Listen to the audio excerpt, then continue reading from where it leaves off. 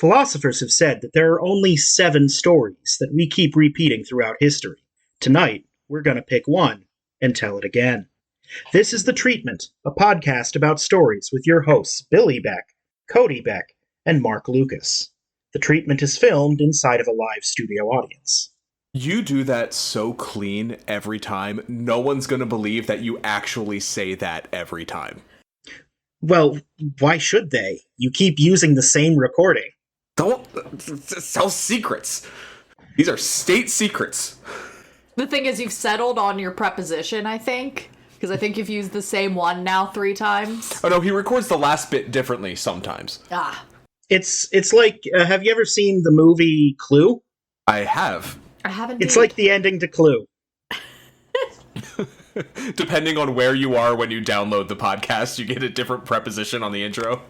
Yes, but remember, communism is a red herring. Speaking of red herrings, would you like to give a review of our last episode of the pod? The last film we made? No, I don't think that that's necessary, because I have one prepared by Entertainment Weekly. The result is a whacked Kitty Rashomon, in which the different versions dovetail with a logic as impeccable as it is flat-out buggy. So who do we root for? Everyone and no one.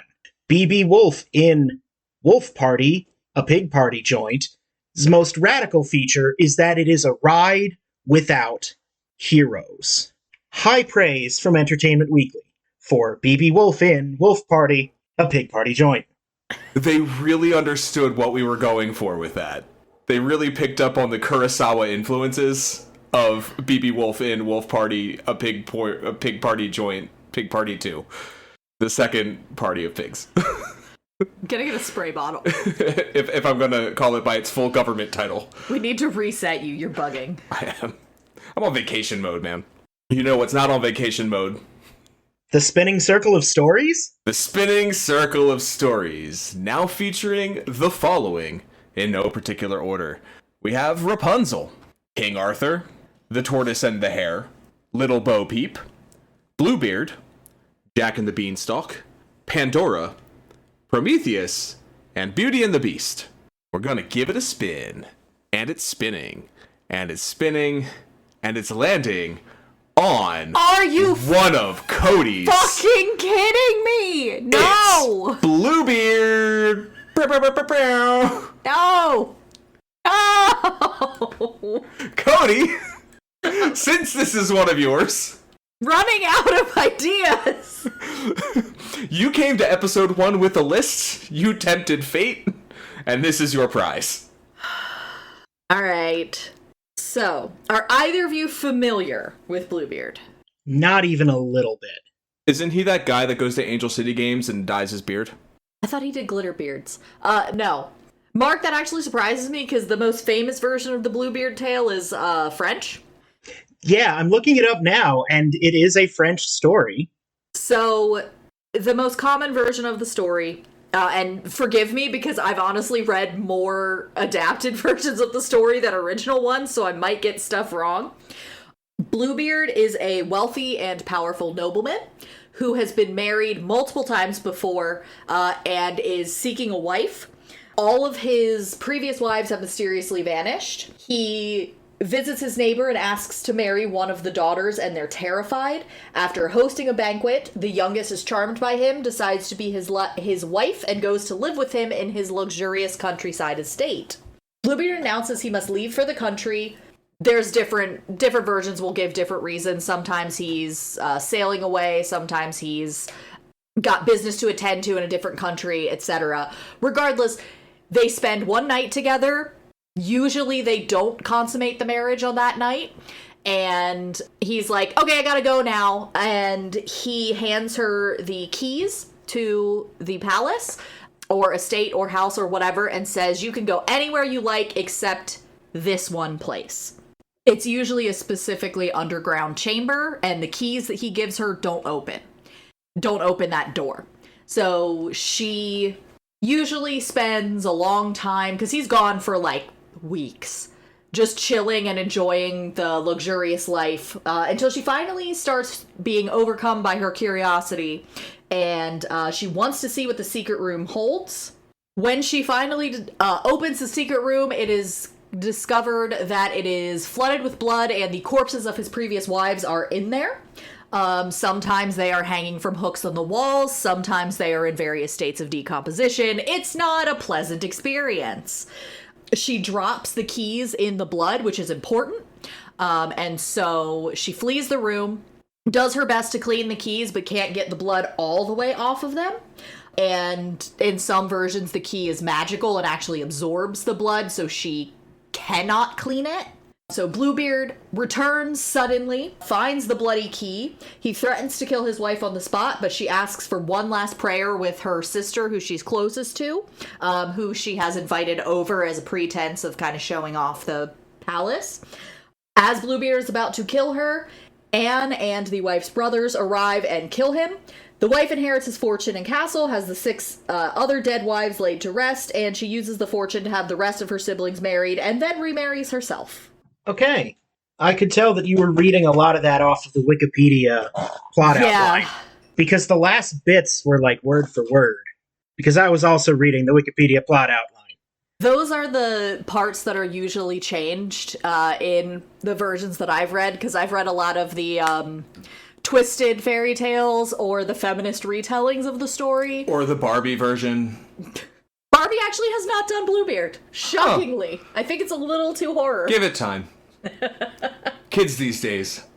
Well, I reckon the Barbie version, it would be more Toy Story-ish, and the evil basement would just be like a bunch of dolls torn apart by like the little brother. So actually, fun fact, in the Barbie world, it is canon that they are all actors, and that's why you'll see the same dolls in different movies. I love that they put that much effort into it. Kind of like how the cast of the Mario games are all actors, as shown in Super Mario 3. Yes. That's why they play tennis and golf together on the weekends. So this is clearly a darker story, more on the edge of horror. Considering I wrote down Room Full of Blood? Yes.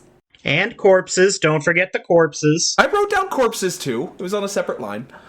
Some sources point to the serial killer Gilles de Rais, who fought alongside Joan of Arc, as being one of the inspirations for this story. Huh. So that's cool. Yeah.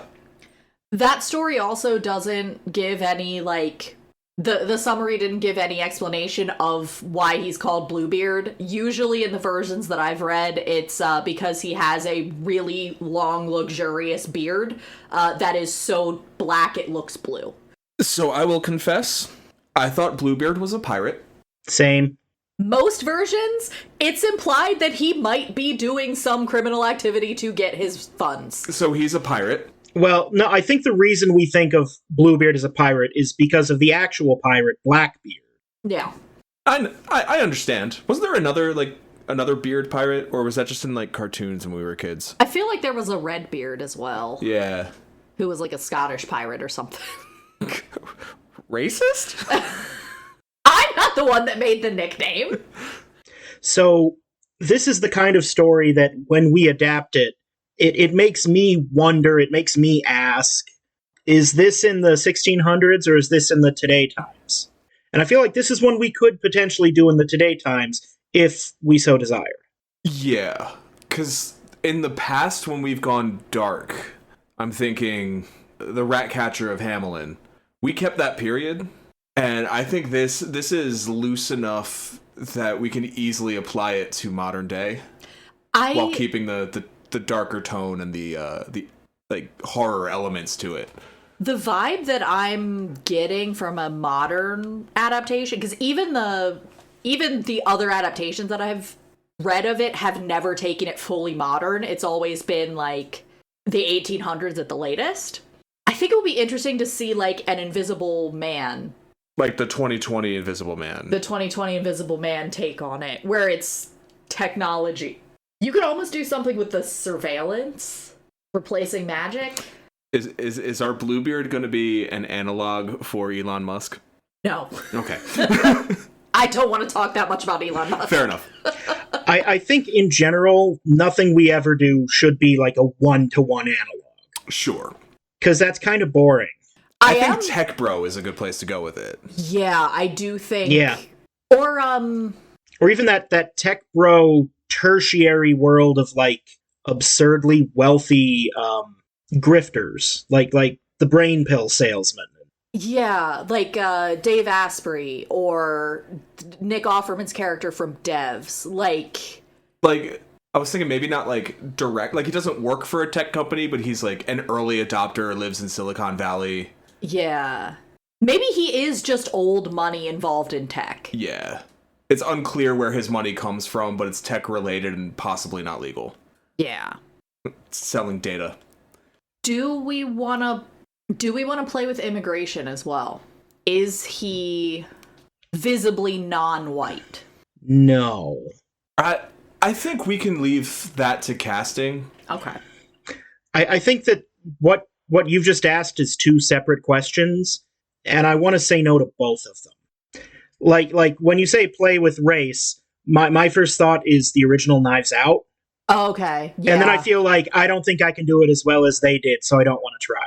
Yeah, that's fair. 3 honkies talking about race is a little... Yeah, I'm just wondering, like, how much do we want to other this guy? If anything, I would think it's important that he is a white guy. But, again, I don't think we need a racial element to it, per se. Yeah. There could be some subtle stuff with casting when it comes to that, but I would want to develop the story first before deciding on that. And my next question is, because I have read several versions that have played with gender as well, is our protagonist, because I'm assuming that we're going to be following the wife. Yeah. Is our protagonist going to be male or female? Female. I want this to be like, that element of this to be very straightforward. Mm-hmm. Okay. I'm thinking if we're pulling this into modern day, that should be like the only real change we make to the story. Otherwise, we can make it completely indecipherable from the original. And when have we ever done that before?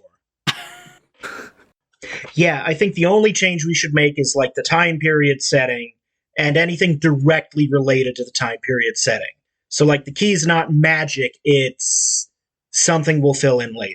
But like, not magic. I feel like it should be like something as simple as a key card that logs wherever you go. I was about to say inside the house because he's techie, he's got an RFID chip, and she uses it and then realizes it's being tracked and she can't delete it from the files. Blockchain. Yes. We don't even have to fill in any more details. Just it's somehow recorded on the blockchain. He uses his interior house keys to mine crypto. He uses everything to mine crypto. I like it. And I feel like we've already zoomed past this because we're so in agreement. But it needs to be said. Vibes. Thriller horror. Psych thriller. Yeah. Closer to thriller than horror. Yeah. Like, instead of jump scares and that kind of thing, just slow ramping tension to the climax.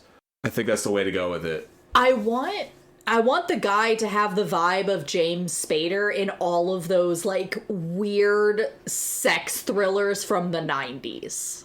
Those what did Gorley and Rust call them? Yuppie nightmare movies? Yes. Yeah. What's the one that's in my head? Like, I guess now we need to talk about location, because I assume Silicon Valley? Yeah. But I'm thinking, like, the place in Ex Machina? Yeah. Or it needs to be remote. I think Invisible Man is also like a remote house on a hill. Mm-hmm. What's the one where the guy has the ankle monitor? Is that Invisible Man? No, I think you're thinking of Poker Face. Am I thinking of that episode of Poker Face? I think you're thinking of that episode of Poker Face. I might be. But there's like a few that have happened in the past couple years that are like mansion, big property, kind of out of the way.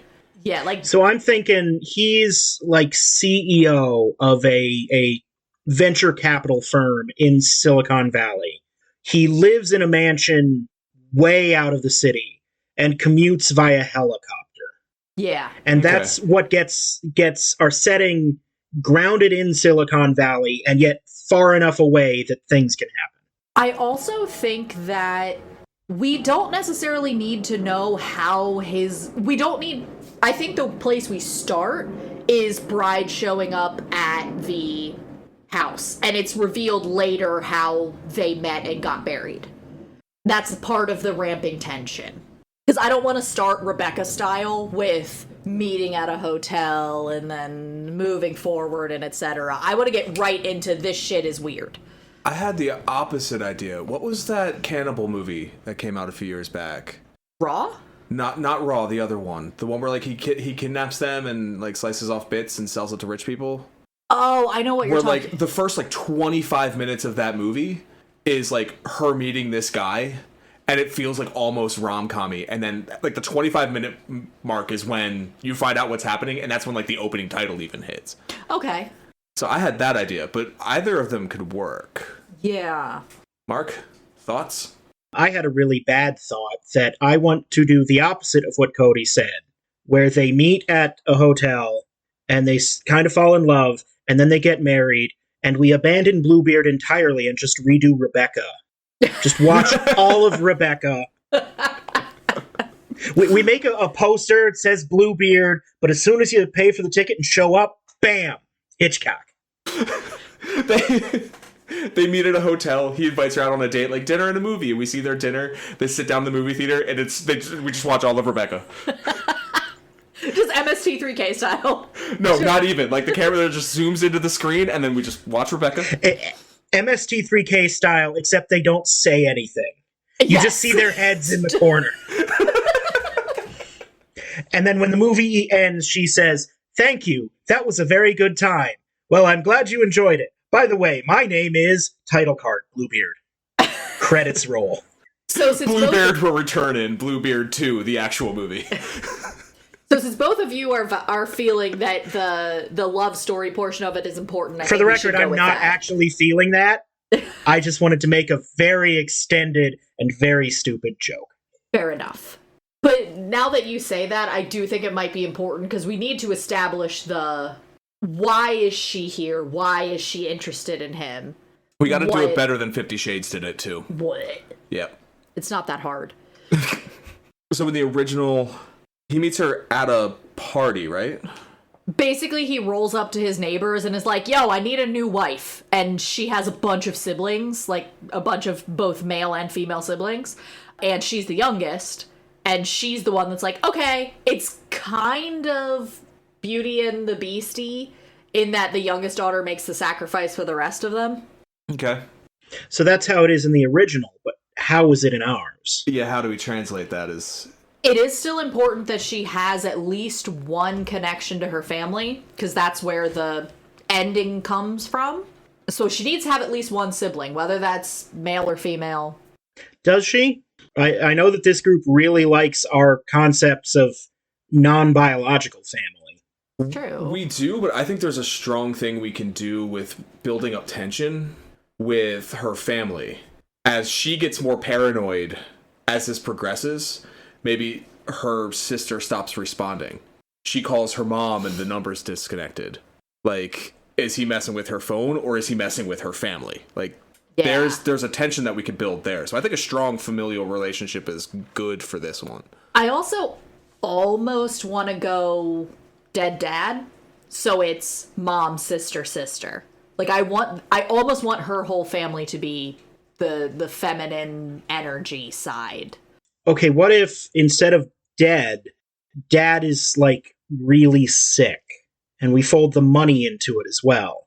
Yeah, that could so work. We still have that highly feminine energy of all of the family, but mounting medical bills for dad, and then suddenly this super rich guy coming in saying, I'll help, but... I think it would even be interesting if that's just, like... You know those stories that everyone tells about Bill Gates, how it's like he doesn't tip, but then like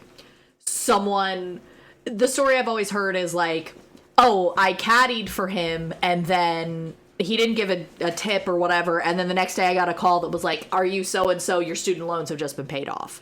Like that type of vibe where it's like he almost does it as a type of love bombing thing where she talks to him. Somehow he convinces her to spill the story of her family, and her mom calls her and is like, oh my god, it's a miracle, like all of the medical bills have been paid. Like, we're caught up. So our opening scene, because I'm on the same page, would be a conversation with her and her dad. Maybe just about how things are going in her life, set up her character, set up the, everything. She, on her way out of the hospital, he's also in the hospital for reasons we will find out later, is a dead wife. Yes. Like, just been poisoned, about to die, right? And he sees her going by. We don't know that yet. And he leans in, starts flirting with a nurse or something to try and find out what room she came from or what's going on with her. Mm-hmm. And finagles some information out. That's the first we see of his dark side, but it's still kind of relatively harmless because he thinks she's cute. I think it might even need to be like she bumps into him and is like visibly crying and tries to like stuff it up, and she's like, I'm so sorry, and they have like a quick exchange, and then he leans into the nurse because she's late for work or whatever. Working class problem. Yep. And that could be his in, and that's how we kind of get into it. Yeah. Now, do we call him Bluebeard? Is Bluebeard the name of his company? Bluebeard is the name of his company. Yes. His last name can be Blue. And he's got a very well manicured beard. No. I'm thinking Bluebeard is just the name of his company, and he's named something else. He doesn't even have a beard. If he does, it's a handsome, short-cropped... You know that thing that guys in Hollywood with weak chins do? Yeah. That kind of beard. I was thinking a beard... He's using it to cover, a la our friend Kenneth Branagh and his mustache. He's covering a scar from his first wife. She fought back. Okay. Yes.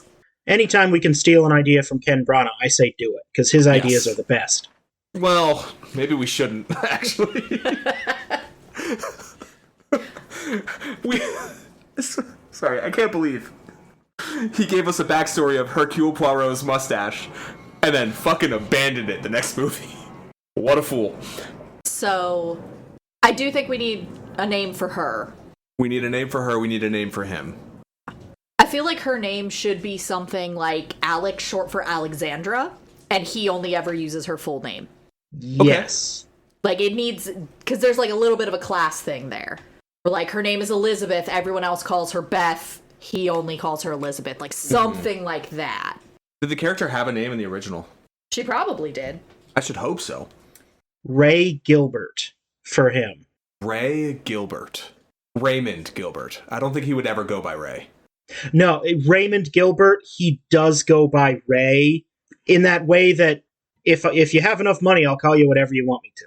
Okay. In that really glossy sheen, tech bro, Ray Gilbert.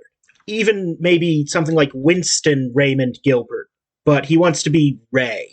I almost prefer Gilbert Raymond. He goes by Gil. Just on mouthfeel, but there's no real rhyme or reason for that. I'm gonna be honest. The reason that I'm pushing this name is I want it to be a play on G de Rai. All right. The French serial killer. So Ray Gilbert it is then. It's interesting that you brought up Ex Machina, because apparently Ex Machina is an adaptation. Fuck!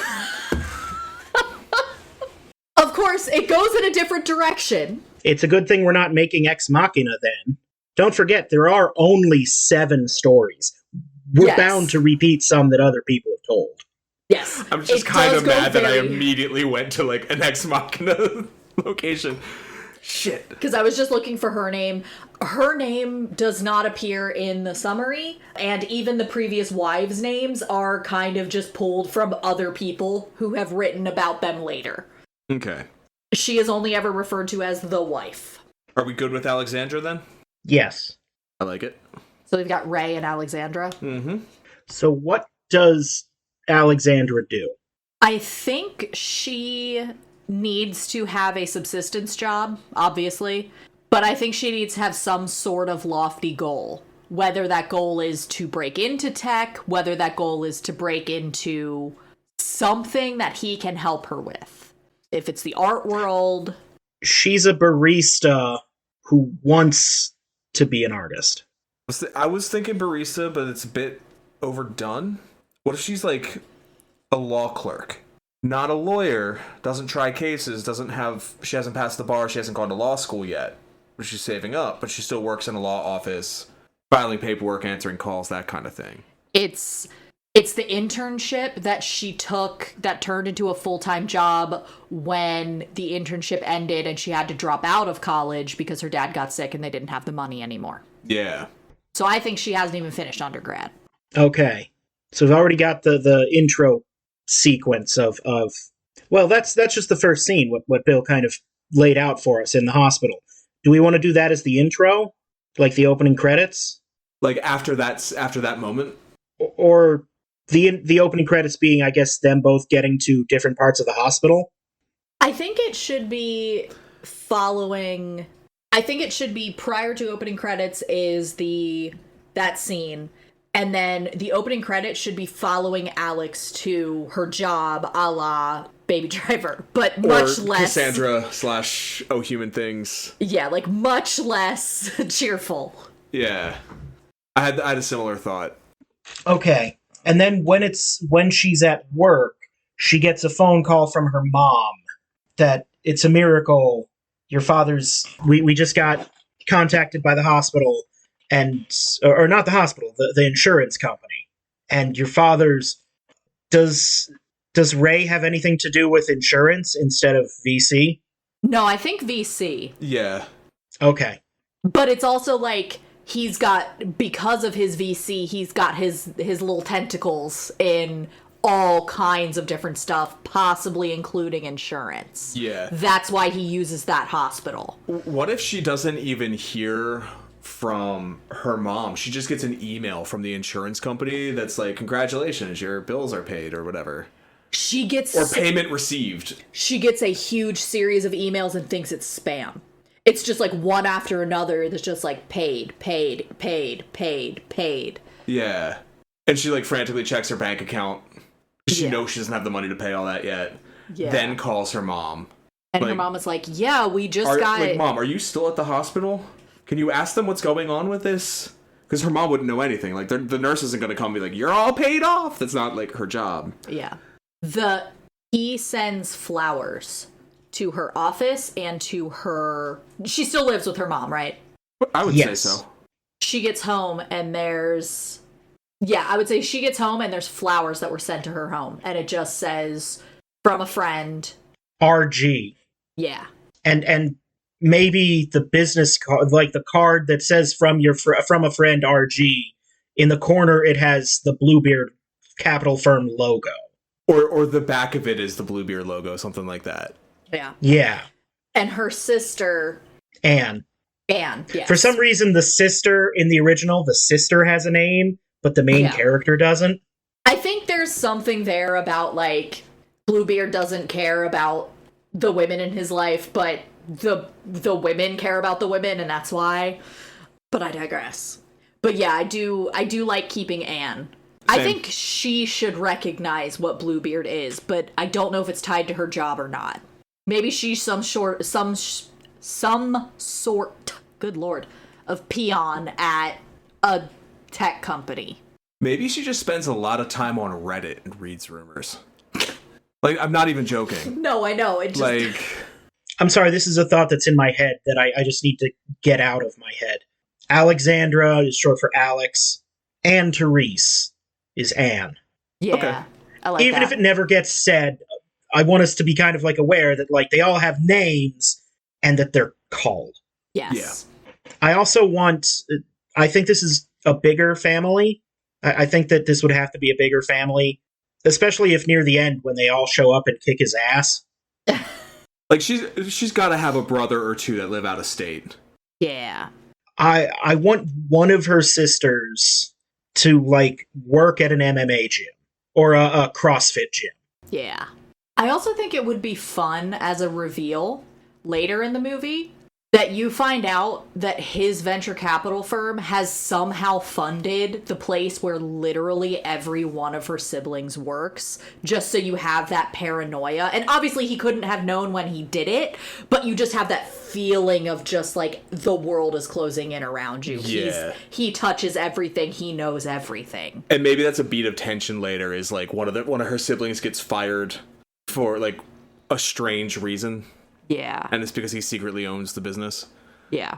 I think that's something he does in 50 Shades of Grey, actually. There's one of the TVs at the CrossFit gym her sister's at, just somehow always has a Bluebeard Capital commercial showing whenever she's there. I feel like Bluebeard wouldn't do commercials. They wouldn't, which is what makes it extra weird that it's there. Yeah. Good point. Bluebeard Capital, fueling the future. Yeah, okay. I see the vision. The logo is a blue beard that turns into a rocket. It's like the bottom half of a face with the blue beard, and then the nose becomes the rocket, and the mustache is the plumes coming out of the boosters. The nose becomes the door, the eyes become windows. Honestly, I was just thinking a beard, it flips upside down and... Okay, so he's made himself apparent. How do they actually meet? She gets a phone call from one of his underlings who says, who just lays bare the fact that, hey, you're the recipient, your father is the recipient of a grant from the RG Philanthropic Endowment. Like the Gilbert I'm sure you Foundation. noticed the Gilbert Foundation. And just as a formality, even though it's already been paid for, we need to have just a little event with a fake check signing, for the papers and whatnot. Okay. Your whole family is invited, because I think they all need to be there. Not invited, you're required to attend. Yeah. So, before we progress from here, I have an idea. I want almost all communication from Gilbert to come in the form of, email, letter, something written, never an underling. I want there to be, the feeling that anyone could be working for him, but we never actually see somebody who does. You know what I mean? Yeah. So I'm thinking I want a lot of it to come through underlings, in the sense that, do you know why, apart from the tax thing, Al Capone never really went to jail? Because his hands were clean. He always had somebody else do it. But instead, he never communicates electronically. Paper messages can be shredded and burned. Yeah. Email leaves a trail. How about this? It's never anybody oh, I work for Ray. It's always people he hired for the day, too. Or slipped money. A doorman lets her into a venue, oh, RG said you were coming. And it's does he work for him? Does he work for the restaurant, right? Yeah. No, you know what? It's a vast and complicated series of shell companies and umbrellas. So that legally nobody works for RG. I'm employed by RG Household Staff Limited Liability Corporation. And that is just owned by RG Holdings. And if you ever try and follow the trail, there is no RG. There's just more corporations, more entities. I think what I'm trying to say is he doesn't, whenever we see him physically, he doesn't have security on him. He's not talking with his lawyer or anything like that. We never see him communicate interpersonally with people who work for him, but a lot of people in the world appear to work for him. Yeah. Yeah. And I'm thinking we can do that. I think we can do both. He's into a limo and there's a company name on the limo, and the guy has a company name on the jacket, and then you find out it was the shell company game. Yeah. So part of what I have to do for work is I have to decode ownerships of companies and entities. So do I. Yeah. And part of doing that is you dig down until you find a person. So I think that could be something that as things start to fall apart, she actually starts trying to do, is she starts trying to piece together, okay, so there's this company. Who owns it? Oh, this entity. Okay, now who owns this entity? Oh, these other 3 entities, etc., etc. So that can be, that shell game later can come in as part of the tension. And I like what Bill said about we never see him talking to his lawyers, but they'll just show up when they need to, as if somebody else is handling that for him. Maybe at some point she learns that one of the lawyers at her firm had either tried him or worked for him in the past. And as the story develops, we'll figure that part out. Yeah. So you are required to attend this ceremony, this press event for the Gilbert Foundation. Yeah. So, and I want to say this is one of those scenes where, like, hang up the phone, it's a dark room, you just see the assistant, like, in shadow, and then he'll just say something like, "It's all been arranged, Mr. Gilbert." And he does not say anything in response. I don't think we even need that necessarily. like, if we want that to happen, maybe, like, the invitation arrives by, like, courier, and she has to sign off on it. And maybe we even see him in his, like, digital device, the courier mark, like, package delivered or whatever. And the Bluebeard logo's in the top right corner of the software. I do want that logo to be, like, everywhere. You just start, like, a Starbucks cup in Fight Club. Or Yes. Game of Thrones. It's just... there's one in every scene. Except you are supposed to notice it. Yeah. Yeah. But it's like the one in Game of every... Thrones. Exactly. I still say that Starbucks Cup should have won the Game of Thrones. First of its name. So, I think that there should be another thing where, like, the whole family gets ready. And, like, they're clearly wearing their best, but it's not, like, charity event appropriate. Like, it's, like, it is clearly a step below where it needs to be. Like, Dad gets wheeled in the suit he was going to get buried in, and everyone else is in full tux. And I think that there should be a, like, as they enter for the event, they just kind of get ushered into, like, side rooms, and there's just clothing that fits, and as if it was designed for them. And they get to pick the outfit that they're wearing for this event. It's just, like, everything is being taken care of for them. When they show up, they're in their best, which is, like, the best you can get at, like, a Salvation Army. Yeah. Or even, like, a... Now, they sprung for Boscov's for this. yeah. Like, low-tier department store. Not quite Macy's, but not Sears either. Yeah. And then, yeah, they're led into a room, I like that, where their wardrobes are being handled. And one of the sisters, because she has at least two, right? Mm-hmm. Anne and third sister. She recognizes, this is Vera Wang. This is other designer. This is Christian Sirian. Like, she recognizes immediately, these are runway pieces. These are designer pieces. What is happening? So third sister Abigail, keep the A theme? Yes. The bin for the clothes they don't take should look like and kind of be a trash can. Yeah. These are one-offs. These are runway pieces. The ones you don't want, oh, yeah, we're definitely going to reuse them. Just throw them in the trash. Throw them in the donation bin. We're kind of laughing, but, like, not as a joke. Like, this isn't a jokey movie. This is... Yeah. Like a serious, oh, this is how they just throw this away. And I also want this to kind of be, like, overwhelming visually for the audience as well. I know that's more cinematography, but, like, I want it to be like, okay, walk in, pick, you get swooshed along to hair and makeup takes, like, 15 minutes because these are super talented people. And this is all happening in, like, opulent ballrooms that they aren't even at the main event yet. Yes. I want just this scene, only this scene, directed by Baz Luhrmann. Yes, 100%. Yeah. Just looking like 2013's Gatsby.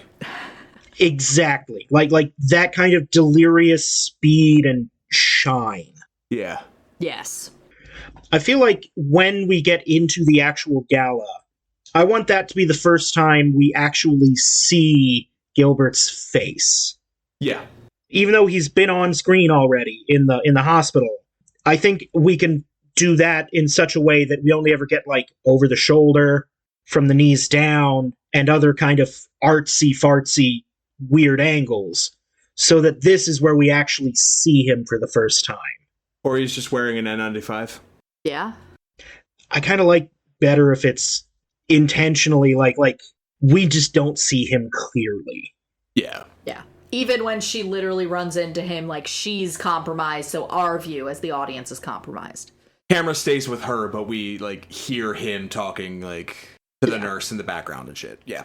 Yeah. That works. So yeah, we see him for the first time. He's got to be, like, conventionally handsome, yeah? Oh, yeah. Yeah. So they make eye contact. There's got to be a spark. Because we need her to go along with it, at least for a bit.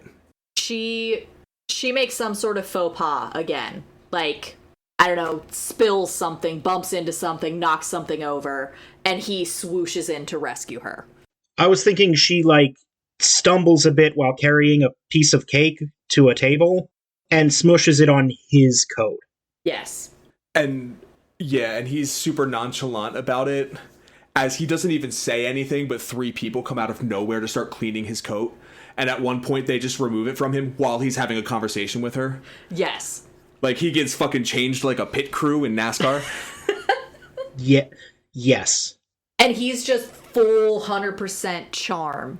And it feels real. It doesn't feel put on or generic or whatever. It's just like, you are the only person in the room, and I am talking to you, and I am looking at you and paying attention to you as he's getting fucking pit crewed. And he's asking her about, like, what she does, like... He's gathering information that he's going to use in the future, but it comes across in this scene as... charming interest. Charming, getting to know you, maybe even a little flirty. Yeah. And I think it's important that she's, like, a little out of breath at the end of this conversation. Yeah. And then he drops the line, "The only way you can make this up to me, let me take you on a date." Yes. So he takes her to France, right, for the date? Obviously. Like that old sketch from college? I knew that's what you were making a reference to, and I didn't want to say anything. The park is not France. Don't they end up at Arby's at the end of that sketch? Yes. Because we couldn't come up with a better punchline. All right. Maybe not France, but he definitely whisks her away, like, for their date, which she thinks is a dinner, is going to be... And I think they did this in 50 Shades of Grey as well. Shit. But... I mean, it's standard. It's a standard thing. Like... A very fancy restaurant. The kind of place that you can't get a table at, like, more than a month, half a year in advance. And when they get there, the whole place is deserted because he rented the whole space. Yeah. Yeah. And maybe it's in, like, a location that she expressed an interest in that she always wanted to go to, and he pulled this off in, like, 48 hours. Yeah. Yeah. Like, she's like, oh, I've always wanted to see Kuala Lumpur. And now they're on, like, the top floor in this hotel restaurant overlooking... Kuala Lumpur's on a bay. I don't know geography. Like, overlooking this beautiful landscape, and she's like, 48 hours ago, I never thought I would be here. Ever. And now she's on this wonderful date. Total love bombing. Yeah. I think it's important, though. Do they sleep together? Yes. Before or after they get married? After the dinner on the plane ride home, before they get married. Because it's a private jet. I think it's important that they do not sleep together after they get married. Yes. That works for me. Sleep together or have sex? The latter. I think we would tastefully pan away. See, I mean, like, on the one hand, I mean, I want to see it. We're making an adult movie here. I want to say we see boobs, maybe a butt crack. But more to the point, I think they don't ever sleep together. Yes. They never share a bed. Yes. This is all love bombing and grand gestures and nothing small and connective. Yes. They never even... I don't think he even eats dinner. I don't think we ever see him eat. I like that. Like, he just drinks his wine or whatever. So, how is he going to propose? Because I have a bit of an idea. And that is, at the end of this date, like, as they're descending into whatever airport, he does a whole speech, like, I know this is sudden, but we don't have to stop at your dad. I know you want to go to law school. I can make that happen. Marry me, and your whole world will change. And he just kind of catches her in, like, a moment where she says yes. Yeah. Like, she's already just slept with this dude that she's known for a day. 72 hours. And she's just like, fuck it, sure. Because I feel like there's also a little bit of... And maybe, like, later she explains her decision to her sisters, like, I work at the law office. I can write up divorce papers now if things go bad. But I also think that she should be a little bit cunning, because she does recognize how much money can change circumstances. Yeah. It's not to go back to Knives Out, but that scene where she's like, well, if the money's mine, that means the resources are mine. And she recognizes that. And she's like, I can, even if this doesn't work out, this is still access to a level of wealth we have never seen. Yeah, and maybe she even has, like, loftier aspirations with her law career. Like, maybe she wants to do environmental law or, like, you know, so, like, a nobler pursuit than, like, corporate law. Yeah. And she's like, oh, I don't have to worry about money. I can do pro bono work. Yeah. And, like, she sees it as an opportunity to be the person she wants to be. Yeah. And just ignores all of the red flags. Yeah. Like you did with me. I was the red flag. Oh, shit, you're right. Okay, so do we see the wedding? I don't think we do. I agree. I don't think we need to. Like, I think the next scene should be her getting, like, carried over the threshold of this luxurious mansion. Yeah. I think it should be, like, it should kind of haunt the narrative. Like, there should be pieces of the wedding, like, her wedding dress is somewhere, her shoes are somewhere, like, just kind of floating around. There's photos, but, like, we don't need to see that. I think the only of the wedding we should get is the cover of, like, a People-type magazine. Oh, yeah. That like, shows up after he's already left. Like, Ray Gilbert gets married, and it's... Yeah. And it looks like a really lavish ceremony, but the only people we see that aren't them are her sisters and parents. We don't see anybody from his side. Yeah. And I would also say that his mansion, while very opulent, is underfurnished, except for her room. It's like her dream living space. Yeah. Like and we find out that's because he gave her a card, a blank check, whatever. No, it was prepared for her. Okay. You know what I mean? Yeah. Like, he got information on things that she's wanted or dreamed of that she's not sure how he knows. Yeah. That she wanted, I don't know, princess bed. What do adults want in their bedrooms?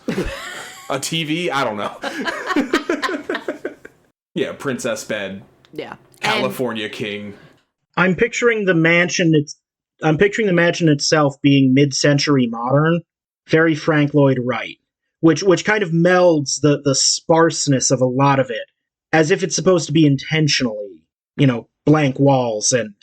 I would say that also, like, that architecture design makes it maze-like. Yes. I also think that there is tech in everything. So she doesn't see another person because he doesn't have servants, he has tech. Everything is controlled by something. And he's got a Nest, he's got a... Next to every door is an AI panel. It's like an iPad embedded in the wall with the Bluebeard logo on it. And, hey, Bluebeard, yeah. I would like a coffee, 2 creams, no sugar. And then she opens the door and there's a coffee, 2 creams, no sugar waiting for her.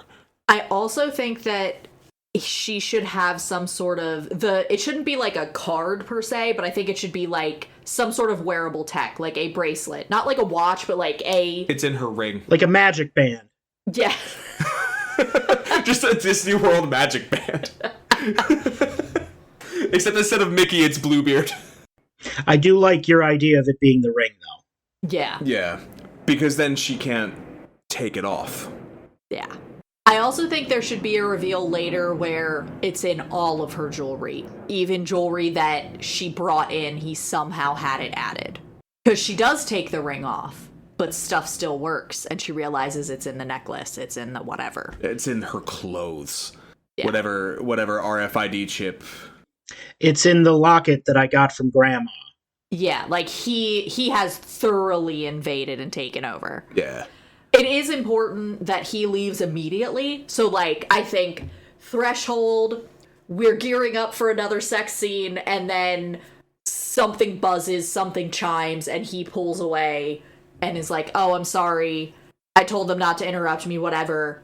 And then he leaves the room, so she doesn't hear what happens. But, like, the chime stops.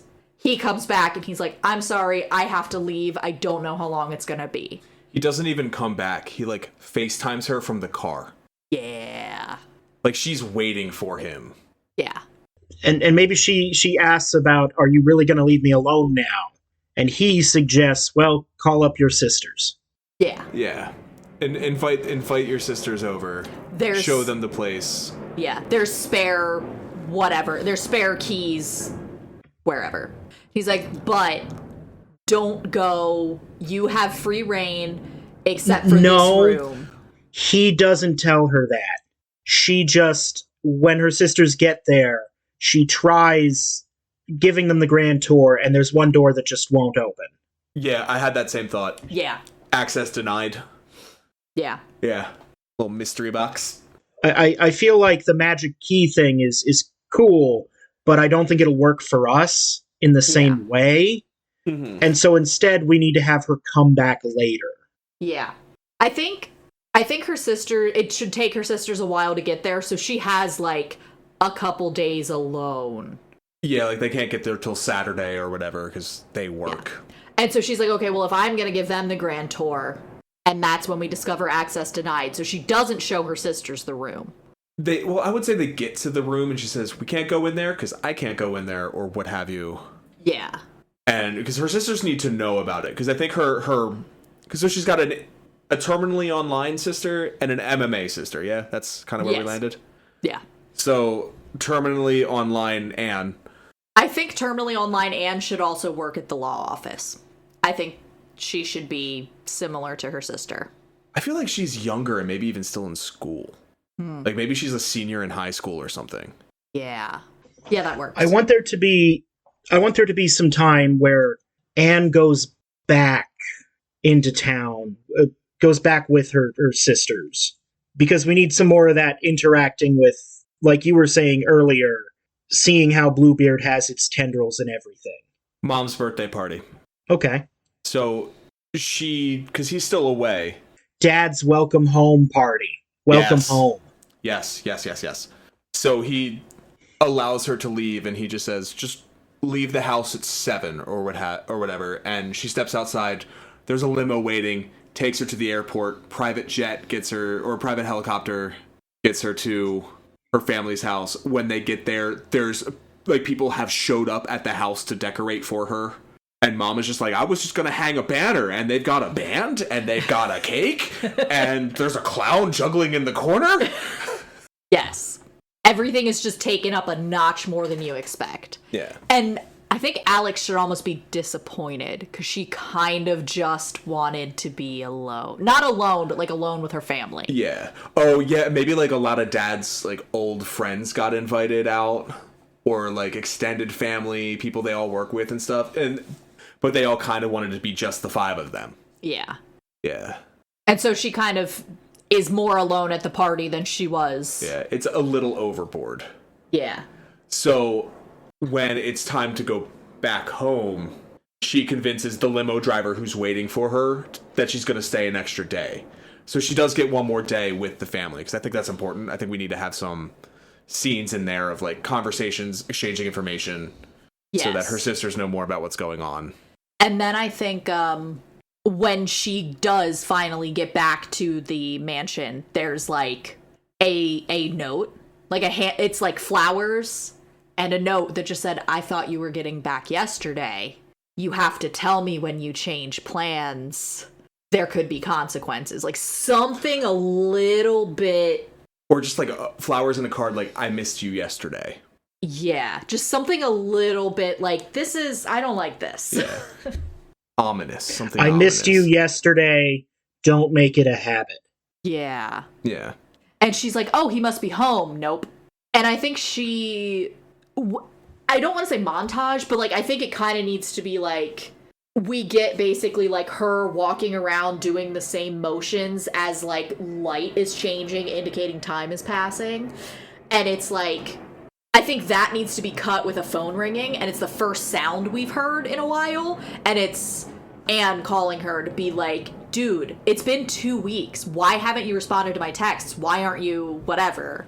I had a thought as well that maybe it's Abigail who convinces her to stay an extra day, and at some point Gilbert finds out about that, and that's what gets her fired.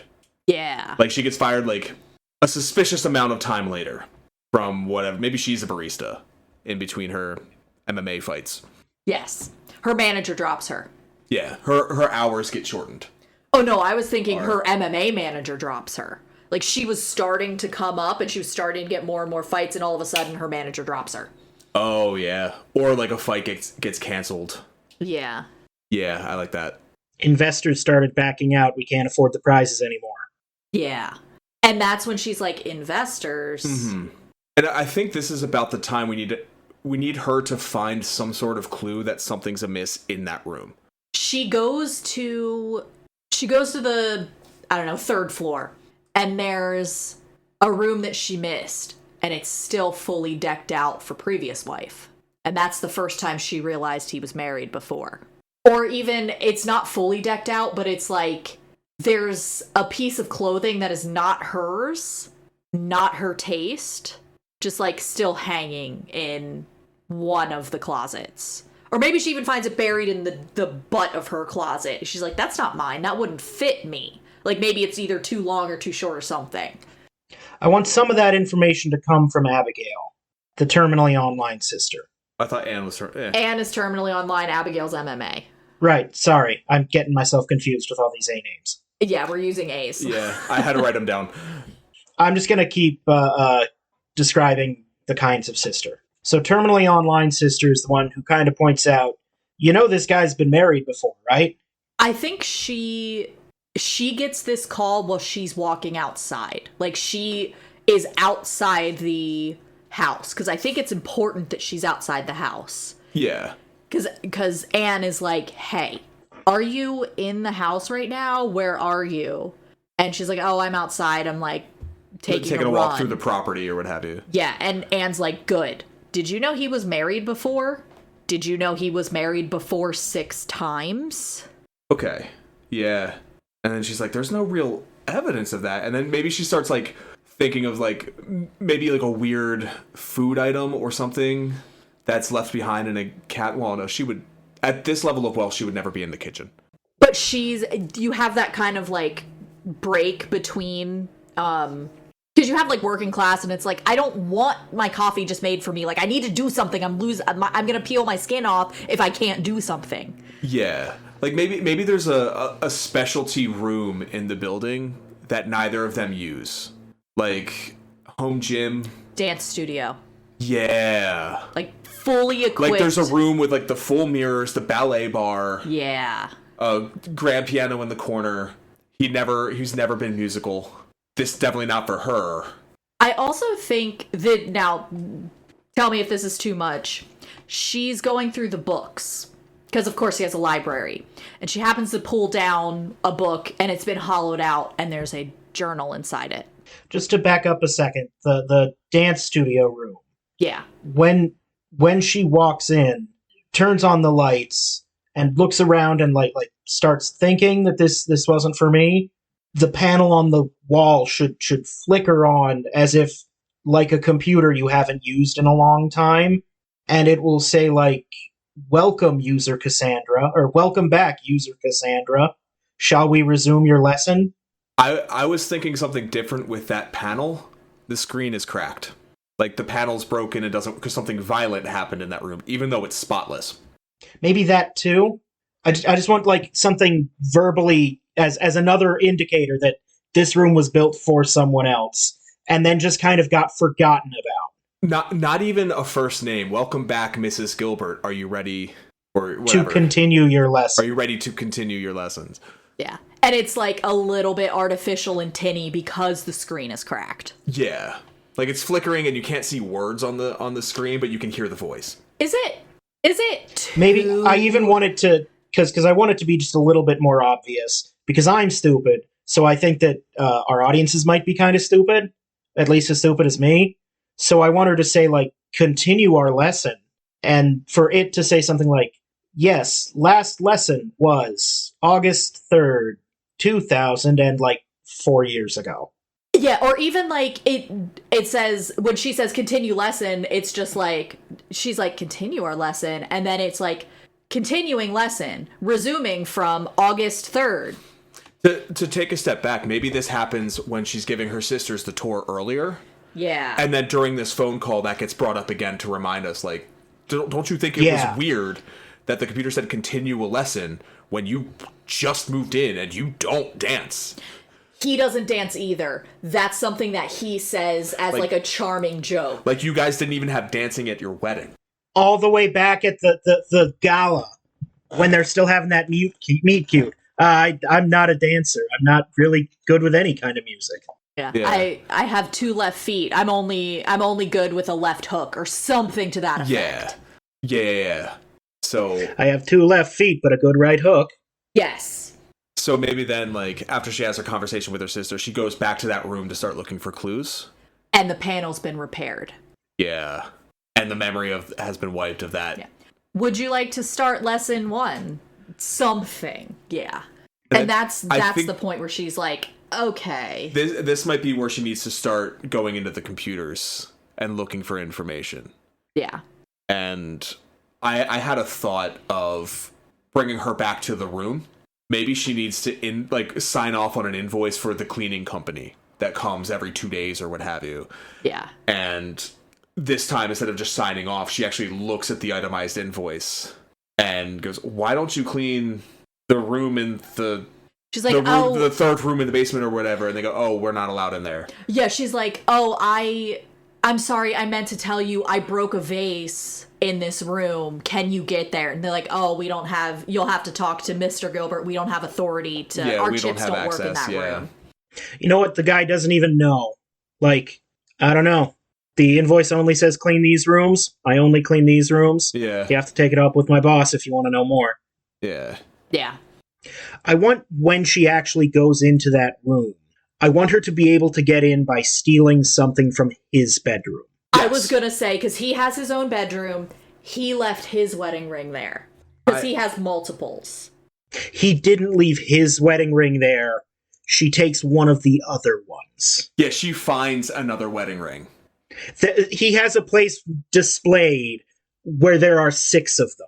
Yeah, I was going to say, it's like, even if they're not there, it's like, you guys know those jewelry displays where they're like the velvet pieces and there's indents at different places. Mm-hmm. And she sees that there's 7 indents because she's the 7th. Yeah, she's like and then she'll pull and maybe she comes back and does this later, but she pulls that velvet thing out of the box and the other 6 rings are underneath it in the box. Yeah. And that's what she uses to get in. I think we need one more good, like, clue to build the tension before she goes in the room. Yeah. Like, one more, like, really menacing thing to happen in this house. Do we want to bring animals into it? I don't think we need to. Because I was thinking she finds a box of, like, pet treats of some sort. And he says he's allergic to dogs. I think this is where we go back to her law firm and whatever case of his was worked on. I think she needs to illegally unseal some documents here. I think that, again, Abigail should be like, hey, it should be Abigail this time. Because she's going for a wrongful violation of contract, breach of contract, something with her manager. Mm-hmm. And she just calls and she's like, hey, you should look into this case, but I didn't tell you to. I was thinking she needs to find out that none of the ex-wives are alive. Yeah. That needs to be the trigger to get her to go into that room. Because now her life's at stake. We need to get the stakes to that level before we reveal a room full of corpses and blood. Anne calls her. Dad, there's been an issue with the grants, and we're getting hit for a lot of money from the hospital. Like a check bounced or a wire still hasn't come through. Yeah. And the hospital, they're not, like, sending out the kneecap breakers yet. But they're like, hey, can you please reach out to Mr. Gilbert about this last remaining payment? And it's not even for Dad. It's for the... Oh, yeah. It's for previous wife. It's for wife number 6. Yeah, because they just called the number they had on file, and that was the most recent they had. Okay. And that's where she gets the name first and finds out that his previous wife had died. That's why he was in the hospital that day. Yes. And then that's why she starts digging through and discovering. So I think the lawyer case, to bring it back there, should be a wrongful death because one of his previous wives worked for him and died in a mysterious accident. Or one of his previous wives' family sued for wrongful death. Case files were sealed, but you find out. Do we want this to be the dancer? Do we only want to introduce one extra wife, or would this be a third one? I think this should be third. Yeah. Because she knows about the dancer now, and I think dancer should be previous wife. Maybe when she's taking her phone call, when she's on her walk earlier, she's walking around the lake that's on site. She drowned in the lake. Yeah. So is it too much to have this wife be named Rebecca? Yes. No, I like Rebecca. That's fine. I'm okay with that. So she drowned in the lake, and maybe her family, maybe they weren't on the best terms with her, but they know she married a rich guy, so they just did it to milk some money. Yeah. And there was a settlement, and the case file was sealed. Yeah. But now that's 3 of his wives. She finds out we're dead. Yeah. Or missing, two, or what have you. Because dancer and Rebecca. And previous. Oh, I thought dancer was previous. No, because the dancer was like 4 years prior. Oh, so he does this every 2 years, basically. And when he feels like it. Yes. He does it for as long as he can before getting a new one. Yeah. Before he gets bored. Does the reason matter? That he kills them? Yeah. I want to say no. Not to build dramatic tension, no. We can give a reason if we want to, but I don't think it's necessary. I want to say just like Patrick Bateman, American Psycho, he just does. Yeah. So as we approach the climax of this, let's all go to the lobby, and Bill's going to take a pee. The treatment will be right back after these messages. Let's all go to the lobby. Let's all go to the lobby. Let's all go to the lobby to get ourselves a treat. Delicious things to eat.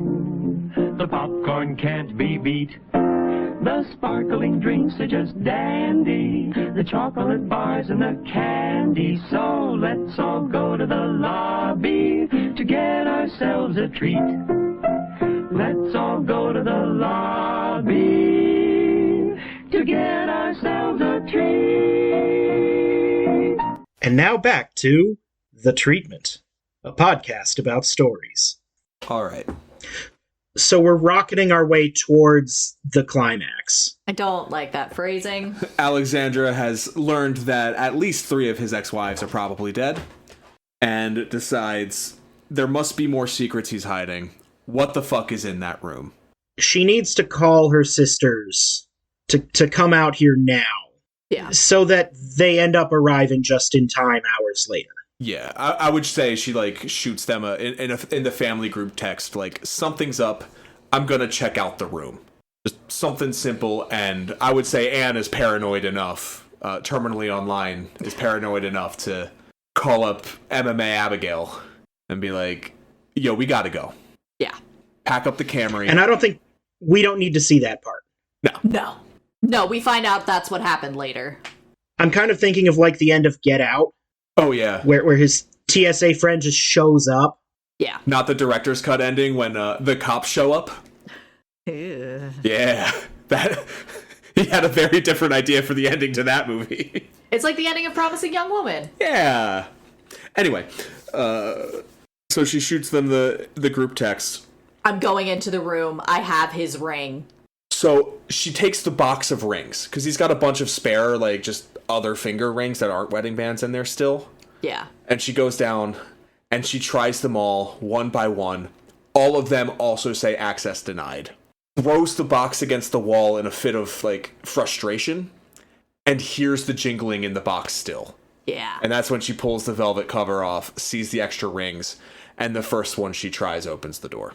I have a very specific image. I know it says the corpses are on hooks. I want this to be, these are perfectly embalmed, perfectly preserved, like airtight glass tubes on the wall. I had the exact same visual image. Yeah. Just Dr. Freeze's wife in Batman and Robin. Yes. And I want it to be clear that each of these... Sorry, I gave him a doctorate he didn't earn. Mr. Freeze. I want it to be clear from the preservation of these corpses that each of these women died in a very different, very unpleasant way. Like, Dancer. Dancer clearly has visible bruising around her throat. I would say broken legs. And yeah, I was gonna say at least one of her knees is the wrong direction. And she's still, like, in her dance garb. Yes. The most recent wife, I would say, is, like, skeletal thin.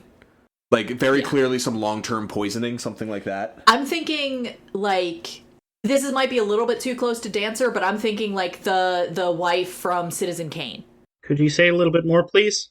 So, like, it was ruled an accidental or suicide, but, like, accidental death or suicide, but she clearly was being poisoned or some sort of eating disorder, something. He encouraged some sort of mental issue with her that took over.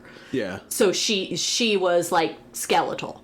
I would say one is missing either both eyes or the lower jaw. Porque no los dos. Just to, like, leave an air of mystery about what did these women do and why did he have them killed. And it does not need to be answered. Yeah. It just needs to be traumatic. Missing eyes and the jaw, only one jaw is hanging on. Yeah. Yeah. And I think it's even worse. I know I said air sealed. I think the drowned one should be full of water. Yes. Absolutely, yes. Like, it's probably embalming fluid because she's still intact, but it's liquid. Yeah. And you've got, like, the creepy effect of the hair floating. Do we do anything with the blood? I don't think we need to, because of the blockchain. Yeah. Yeah. I don't think we need blood on the floors. But I would also say that this room is kept meticulously clean. Yeah. And implying that he does it himself. He's the only one with access. And I would think at this point, she turns to the computer on the wall and asks if the computer keeps record of who enters rooms and when. And the computer, just like cold computer voice, all door openings and closings are recorded on the blockchain for future reference by Mr. Gilbert or something like that. Yeah. Only one user has access. User Gilbert's entry and exits are logged to blockchain. I also think that this is a minor detail. The dates of death are getting closer together. There's no names. He doesn't put their names, but he puts, like, the date that they died, and it takes her a minute to realize that's what it is. But the intervals between their deaths, like, it starts out and it's 10 years. Next one is 7 years. Next one is 5. And now it's getting, the last wife was 2 years ago. No, the last wife was like 2 months ago. Oh, yeah, you're right. Like, instead of names, they're Greek alphabet. I was gonna say they all say Mrs. Gilbert. Greek alphabet would be interesting too. They all say Mrs. Gilbert, and then below that Alpha, Yeah. Yeah. and then Mrs. Gilbert Beta. Mm-hmm. Yeah, I like the idea they're all getting closer together, and I also like the idea of a long gap, like implying he's been doing this for 20, 25 years, but he looks like he's 35. Yeah. Like, because money, you don't age when you hit a certain level of wealth. I also think it's important that we lean into the fact that she's not that old. Like, she should only be, like, 23. Yeah, 25, something like that. Yeah. If she's got an older and a younger sister, who we want it is to still be in high school. gross. Yeah. If she's, like, if Anne is still in high school, I think we could probably even get away with her being, like, 21. Yeah. MMA Sister 25. Yeah. There we go. Yeah. Peak physical prime for an athlete. Yeah. She leaves the room, like, hyperventilating, and her phone rings. It's him. I just landed. I'll see you in 20. Yes. Ready to pick up where we left off? Yeah. And then she's like, yeah, sure. And he picks up that something's weird. And he's like, okay. So she's, like, scrambling to get the rings back in place, but she broke the box a little bit. She puts them back in the wrong place. No, he has something like a Google alert for that door. So when, after this, finishes the phone call, hangs up, we see him watching her through a camera on his phone. Mm-hmm. He already knows what she's been doing. I almost don't want to see that. Like, I don't want to see him see her. I want to see her see the camera. You know what I mean? I want all of the cameras that she's been ignoring to be, like, following her now. And they're not, like, are they literally following her, or is she just paying attention to them? Yeah. Up until now, I want some of the cameras to have followed her. Now I want them all following her. Yeah. Yeah, we just see it more. Like we see more and more of the Bluebeard logo. We see more and more of the cameras tracking her through the apartment. Or the apartment. Christ, through the mansion. Yeah. But I would say she's going to attempt to pretend that nothing happened. She's going to play dumb when he gets back, so she's going back to the bedroom where they were about to fuck before he left 2 months ago. Yeah. And she fully, like, she's scrambling to put the same lingerie on. Yeah. And she accidentally tears it a little because she's, like, shaking as she puts it on. Because I want it to be, like, he rips it later fully. Yeah, like, he's also playing along, but we know he knows, and she knows he knows, and they're both trying not to reveal that they both know. Yeah. And for lack of a better term, the foreplay gets rapey. And that's when the sisters show up, I think. Or no, I would say, like, he reveals then. Yeah. Like, he has her pinned on the bed in some way. And he's like, you know, I really haven't had enough time to consider what the punishment for you should be, so we're gonna figure it out together. And I think he needs to hit her at that point, and then I think that's when MMA Sister comes in and just fucking, like, decks him from behind. Like, he punches her in the face, and immediately from, like, the other side of the screen. What if, like, part of this is he's tying her down? Yeah. And when he winds up the punch, because tech bros don't know how to actually punch. Don't wind up a punch. You're just exposing yourself, people. When you punch Nazis, just punch them. But he'll wind up a punch, and then, like, from off screen, his fist gets grabbed by MMA Sister. Yeah. And she immediately, like, puts him in a headlock or something. Yeah. And so, like, they're fighting in the background. She is hyperventilating on the bed. Anne swoops in and, like, fucking is, like, trying to untie. No, Anne is live streaming this. Not if she's half naked tied to a bed. She doesn't know that when they show up. I think she's filming it, not necessarily live streaming. Filming it, yeah. I'm okay with that. Some sort of record. Yeah. Because you can't hide from footage. If we had a little different tone to this, what's up, chat? We're at Gilbert's place. Throw some bits if you want to see my sister knock this fucker's head off. I do think that she should. MMA Sister wins. Abigail wins handily. Like, she thinks she's knocked him out. We're good. They take her to the kitchen to, like, glass of water, clean her up. He comes in, and I think Alex needs to do something. I want him to go through a window. Okay. This is the scene where, like, this is the climax. This needs to be like 5-10 minutes of, there needs to be some cat and mouse in the house with the three of them. Yeah. Like, I think in the immediate, Abigail gets him off of her and incapacitates him minorly. Yeah. I would say Anne Therese releases at least one hand of Alex and then starts fucking with the computer system in the house.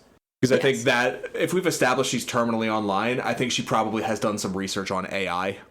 And if this is like an AI-powered thing, maybe she does one of those, can God microwave a burrito so hot he can't hold it and fries the AI? Okay. I think I have it. He manages to... He's incapacitated in the corner. When they look next at him, he's gone. And Abigail's like, no. And she goes out to look for him. Anne is fucking with the AI, and she causes some of the doors to shut, separating them. So we've already established this place is going to be maze-like. Mm-hmm. They're going to be panicking, maybe making a wrong turn or two trying to get out. They leave him in the bedroom, in the corner incapacitated, shut the door. When they get to the front door, the door locks. Yes. Because he's gotten up and he's been able to manipulate. Mm-hmm. And maybe this is where Anne is on the panel trying to find out where he is. Like, she maybe opens a list of all doors and sees which ones are opening and closing. Yeah. And then, but I do think it's important that, like, maybe there's some sort of safety mechanism in the house that's like, okay, we're gonna shut, like a shielding type thing. Because what I want to happen is Anne, by fucking with it, thinks she's triggered the safety mechanic, but really, he's triggered it, and it's Ray and Alex in the living room area, and he backs her up against the window in some way, and then Anne manages to get the window open, and she pushes him through it. She catches him monologuing, maybe explaining that like he locked up. There's no way that they're getting out of the house. It will only open for him. Only he has the safety password. And then maybe a quip about broken glass. Maybe this is the point where he tells her about the other wives. Yeah. I'm picturing him with a fireplace poker. Like, that's just the improvised weapon he has grabbed that he's now using to threaten her. Yeah. And then maybe when he lunges at her, she hits him with a judo hip toss that she learned from her sister. Yeah. To put him through the window. Yeah, and because he's going with the fireplace poker, it breaks the window. Yeah, and he follows it out. Yeah. And I'm picturing this as being a big, like we're saying window, but I'm picturing like almost like a glass wall. Yeah. He goes out, falls to his death. Oh, yeah, yeah. Like one of those like big like vista walls. Like, 'cause the part of the house is over a hillside. Yeah. Yeah. So he, not only is he falling the whatever floors they are in the house, he's going further down to, I don't know, beach, rocks, something. Yeah. Impaled on a tree stump or branch or something. Impaled on the poker. Oh, yeah. Yes. And she's kind of like sort of leaning out to make sure he's dead, and then you see like Abigail and Anne in the background, and they just like hug. Yeah.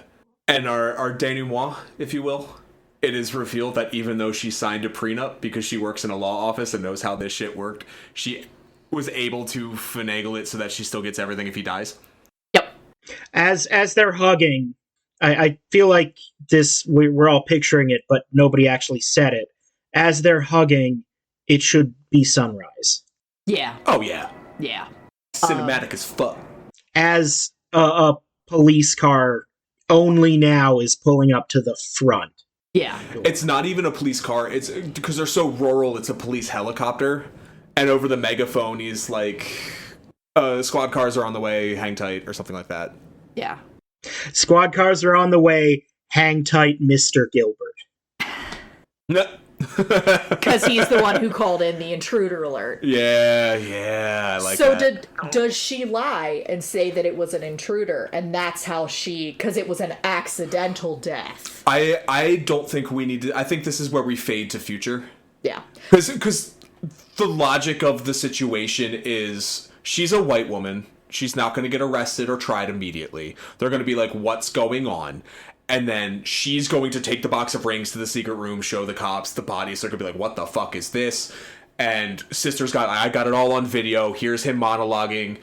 And we're going to know that she got all that on video because I would say like 6 months down the line, she's like showing friends the video of him getting put through the window by her sister. Like, oh, there he goes. Like it's going viral on YouTube or some shit. Like the music remix.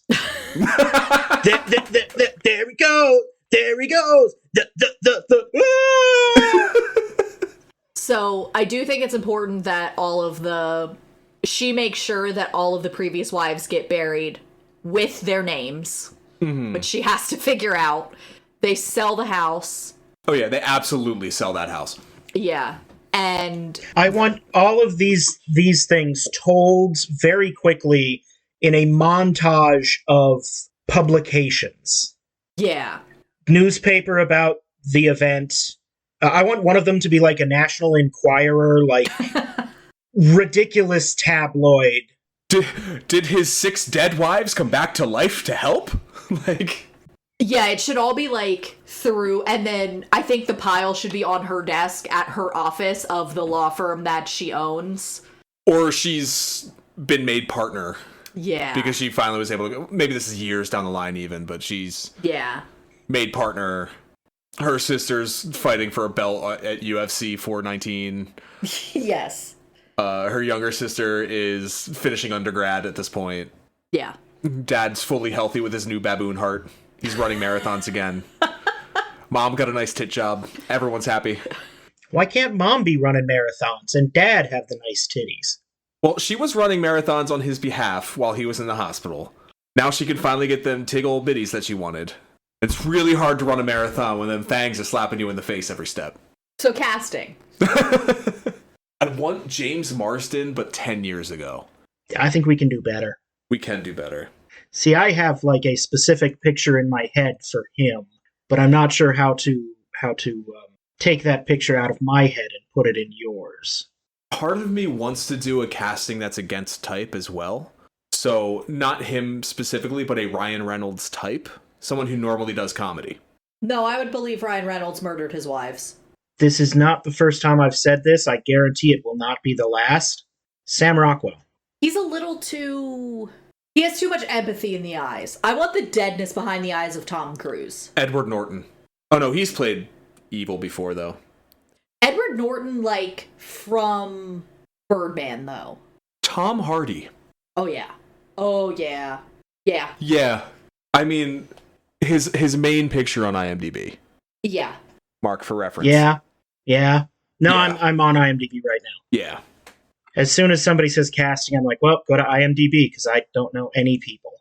Okay, so Tom Hardy for him. I'll throw out a first one. Amy Lou Wood for her. I immediately went to Florence Pugh. She did... Amy Lou Wood? Yeah. How do you spell? Loue. Aimee. Thank you. Mm-hmm. Okay. I almost want to go, not Dakota, Elle Fanning. But she might be a little old. She could be older sister. We got to cast 3 here. That's true. And she's only 26. Oh, wait. For the older sister, Michelle Yeah, Rodriguez. Yeah, Elle Fanning is younger than Amy Lou Wood. Yes. I like where you're thinking with Michelle Rodriguez. I almost want to go Florence Pugh for older sister. Florence Pugh a la Black Widow. Yeah. Yeah, okay. Elle Fanning for the younger sister? Get them all in there. Okay. I got nothing against it. Yeah. No, that'd be interesting casting a bunch of sisters and not having Dakota and Elle. But also Elizabeth Olsen as an option for the older sister. I want someone a little, like... Beefier? Yeah, I almost want, like, a little shorter, a little beefier. Like a Michelle Rodriguez type. If I type Muscle Mommy into IMDb, will... I don't think... Who played She-Hulk? Tatiana Maslany. Yeah, Tatiana Maslany. Because she's got the action background as well, because she was an Orphan Black. I'm thinking the parents now. Bryan Cranston. Yeah. He's so cute. He's such a good, like, dad figure. Yeah.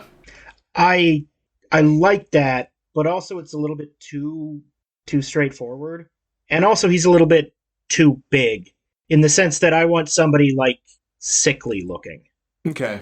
Because I do want that character to be very sincere. Like, I want him to be a lovable dad. Oh, no. Yeah, absolutely. 1,000,000% sincere and lovable. But also, like, he's been in a hospital bed for, like, 4 months. Yeah. Maybe that's Sam Rockwell. Maybe. Yeah. Yeah. I like that. And the mom? And Mom... I almost want to say Patricia Heaton, but she's another, like, a little too on the nose. Patricia Arquette? Yeah. Fran Drescher? I feel like Fran Drescher's too old. Yeah, I'm actually, like, Patricia Arquette was born the same year as Sam Rockwell, so that works. Yeah. Look up Fran Drescher. She almost looks younger than Patricia Arquette. Yeah. You know what? No, she would work too. That's a good pull. Those sitcom residuals. Yeah. As a fun little wink, the different publications that appear throughout can all have bylines of, like, Bluebeard was originally published in Histoire ou Conte du Temps Passé by Charles Perrault. We could have, like, those sorts of things as the bylines of all the different... Just little Easter eggs. Yeah. Yeah. The kind of thing that would fill up the trivia section on IMDb. Exactly. But that's for the screenwriters to figure out. We just need to figure out a poster. And a title. A title and a tagline. Well, there are alternate titles for Bluebeard. Okay, what you got? The one that I'm kind of leaning towards is... There's one called The Robber Bridegroom. That's the Grimm's version. That feels like Robber Baron a little bit. What if we just shorten that to Bridegroom? Yeah, I don't hate that. Okay. At some point in the film, I would like there to be, maybe even over the closing credits, we can play the song Mrs. Bluebeard by They Might Be Giants. There it is. There's another variant. The English variant of Bluebeard is called Mr. Fox, so we could also just go Mr. Gilbert. Fantastic Mr. Fox. No. The groovy Mr. Gilbert. I'm going to strangle both of you. I like Bridegroom. It's a strong one-word title. I like it. What's the poster? The image in my head is of the door with the panel next to it, and we see her face in the reflection of the panel. Like, it's not lit up or anything like that, but we see her reflection in it. Is there a way... Reaching towards the doorknob, something like that. Is there a way to get Roman numeral for 6 into Bridegroom somewhere? No. The G because there's would no be a V 6. and no... Yeah? You could make the G a different color and looking like a 6 depending on the font. Yeah. Plus, if the G is a different color, the other color letters spell bride room, which is the room that we're seeing on the poster. And G is also his last name, the initial of his last name. Yes. This is all great and cool, and I'm really sorry to say, she's the 7th. I know. No, but there's 6 dead ones. Okay. Tagline, till death do us part. God damn it. That's already been... That's almost too on the nose. I'm pretty sure they used that for hide and seek. That's like... They've used it for everything. It's really spoilery, actually, because like the part of the mystery is that these wives are that it's a reveal that these wives are dead and that she's gonna die. Okay, then forever hold your peace. To have and to hold. In sickness and in wealth. Ooh, in sickness and in wealth is good. Yeah, I like that one. Because that's a running theme, is the sickness and wealth. Mm-hmm. And roughly when does this... I feel like this is a summer movie. This feels like March. I don't think we're trying to win any awards with this. I think this is... I think it should be beginning of wedding season. So like March, April, May. Yeah. Well, I mean, it's not like it's a romance. No, but we're just tying it into that theme. I'm just thinking that Wolfman just came out last month. I feel like movies of this tone tend to come out in early spring. Yeah. Okay. Yeah, I think this is a late March release. Yeah. When you said Wolfman, I thought you were referencing the seminal classic B.B. Wolf in Wolf Party, a pig party joint. No, that was a summer-ass movie. No, that was it was. Did we do summer with that, or did we do Christmas with that? I feel like we might have done Christmas. I don't remember. Thanksgiving. It was so many years ago. We've won so many awards for it. So now we have Bridegroom in Sickness and in Wealth. In theaters sometime late spring, sometime around March. Now let's carve this into a brick and throw it through some windows in Hollywood. Works for me. This has been The Treatment, a podcast about stories. I've been your host, Mark Lucas. Billy Beck. Cody Beck. And we'll see you at the movies.